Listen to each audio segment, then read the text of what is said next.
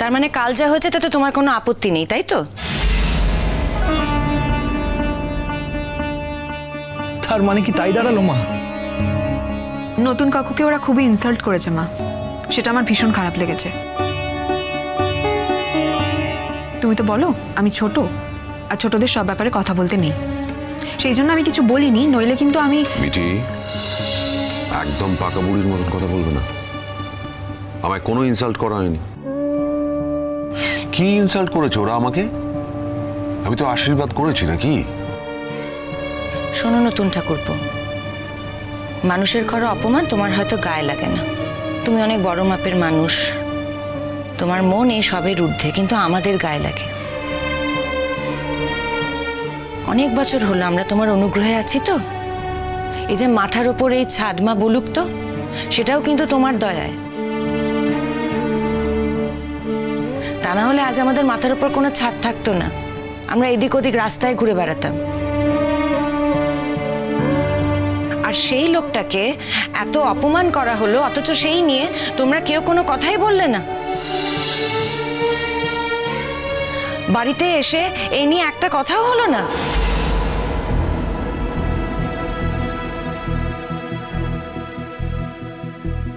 আর কথা তুলে কি লাভ হতো বলো তো বৌদি ভাই? আমরা কি বিয়েটা বন্ধ করতে পারতাম? যদি তাই হতো তাহলে তো বুবলাই আগেই সেই সিদ্ধান্ত নিত। এক্স্যাক্টলি। আর এই জন্য তো বর্ষাকে দোষ দেওয়া যায় না। ছি ছি ছি ছি ছি ছি ছি, কি হচ্ছে সব বউঠান? আমার না নিজেকে বড্ড ছোট লাগছে জানো তো। আজ বাদে কাল বুবলাইয়ের বিয়ে, একটা সম্পর্ক হতে চলেছে, নতুন বউ বাড়িতে আসবে। এই সময় বর্ষার বাড়িতে কে কাকে কি বলল সেই নিয়ে তোমাদের খারাপ লাগা তৈরি হচ্ছে, আর তুমি বুবলাইকে প্রশ্ন করছো, ওর উপর চাপ দিচ্ছ কেন ও এই বিয়েটা বন্ধ করছে না। What is this? আমি কাউকে কোনো চাপ দিচ্ছি না। কাউকে কোনোদিন চাপ দিয়ে কোনো কিছু করা যায় নাকি নতুন ঠাকুরপো? বুবলার যদি সেই বোধ থাকতো না, তাহলে ও নিজে এসে বলতো যে মা এই বিয়ে আমি করব না।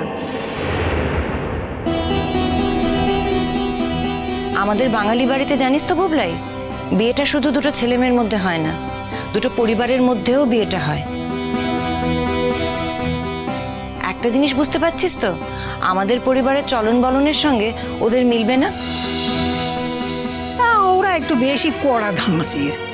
কড়া ধাঁচের হওয়া কি খারাপ নাকি গো বৌমা? আপনি কি অর্ধেক কথা শোনেন আর অর্ধেক কথা শোনেন না মা?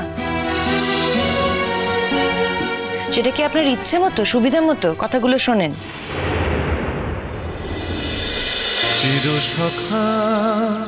চিরসখা সোম থেকে রবি প্রতিদিন রাত ৯টায় স্টার জলসায় ও জিও হটস্টারে।